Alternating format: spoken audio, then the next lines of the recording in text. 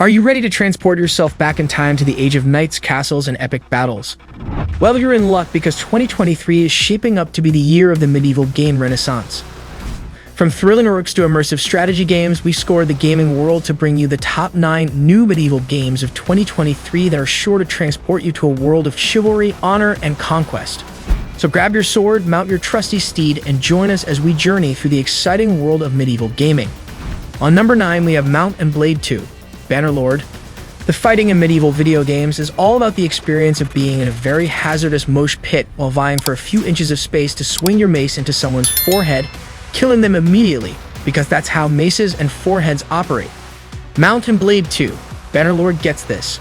Since death is never more than an arrow in the eye away, Bannerlord's epic fights are alive with drama and peril. Even if Mount and Blade 2 Bannerlord's squelchy fights just included finding openings and exchanging blows, it would still be a lot of fun. But the game's massive medieval sandpit surrounds the game's small-scale battles. Bandit raids, side quests, arena duels, managing Bannerlord workshops, trading with Bannerlord caravans, recruiting the greatest Bannerlord companions, and conquering warring tribes and empires all coexist alongside one another. Moreover, the fights have a full RTS layer that lets you direct your forces into formations and issue commands.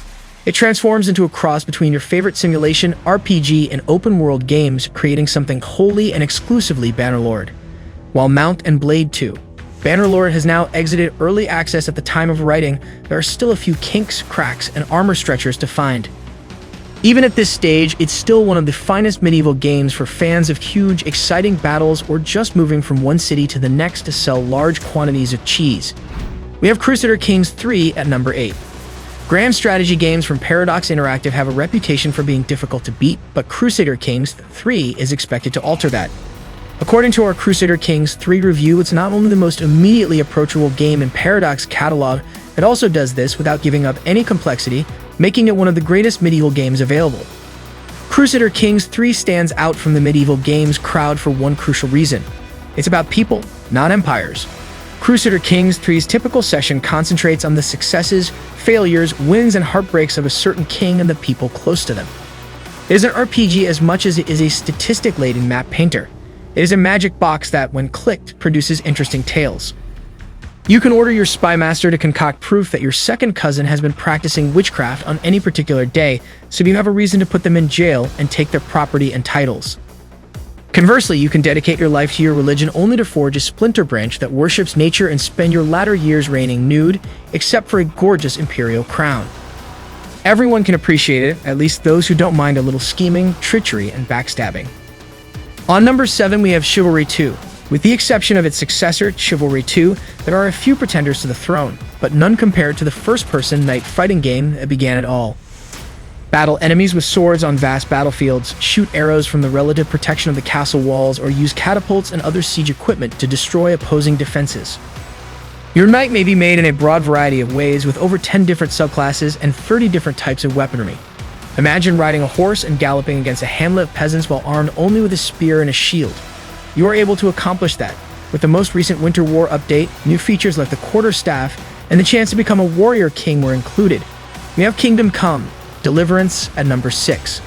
As the proverbial adage goes, we take it for granted nowadays that a single Dario has more intense nacho flavor than a peasant in the 1400s would encounter in his lifetime. Life undoubtedly was harsh then, and it makes you question why more medieval games haven't taken advantage of the environment.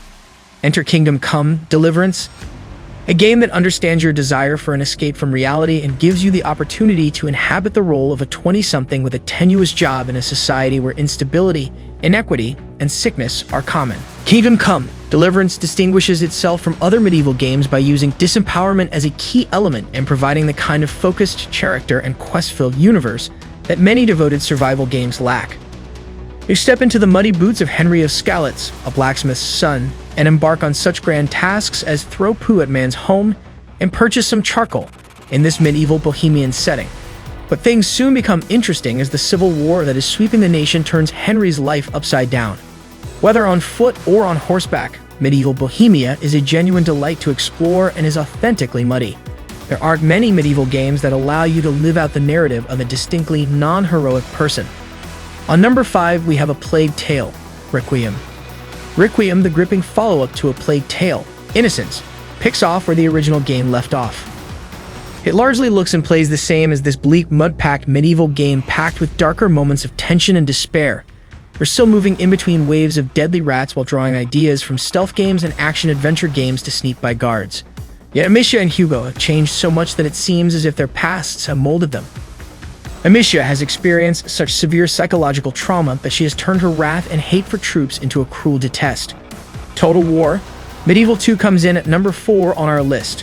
Before Total War, Warhammer 2's zombie pirates and bomb-dropping rat men, there existed a group of armored soldiers prepared to battle and die to defend their liege's right to consume peacock 7 days each week as opposed to just 6.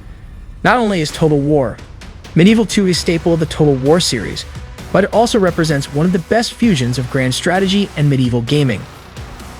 The infantry, cavalry, and missile troops in Medieval 2 have an immediately recognizable strategic application, making it a perfect entry point into the series for novice players even if its unit list may be less varied than that of the games that come after it. The impassioned speeches that your generals deliver before a fight are only one of the many cool aspects that it has that haven't made it into the more current Total War games. We have For Honor positioned at number 3.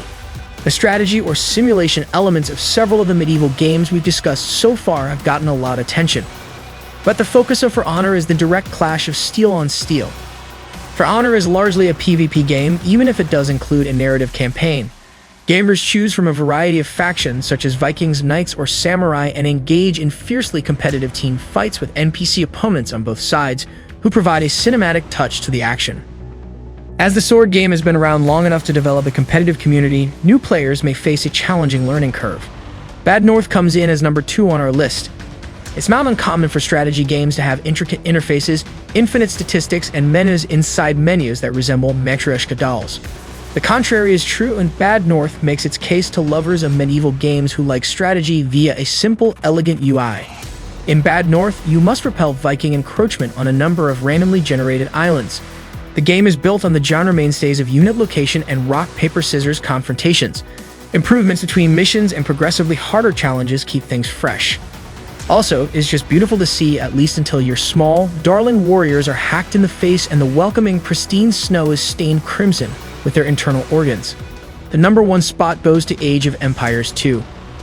While Age of Empires 4 is the more recent game, we still prefer the Age of Empires 2, Enhanced Definitive Edition for Medieval Battle. While it's not strictly speaking only a collection of medieval games, the way it treats each period allows us to argue that it counts. The fact that we still give the second game such high acclaim is evidence of how well made those legendary games were. It has extensive trading, traditional RTS warfare with a wide range of units and technology trees. Moreover, it still has a strong competitive scene. And that wraps up our list of the top 9 new medieval games of 2023. Whether you're a fan of epic battles, intricate storylines, or immersive worlds, there's something for everyone in the world of medieval gaming. Don't forget to subscribe to our channel for more exciting gaming content, and let us know in the comments which of these games you're most excited to play.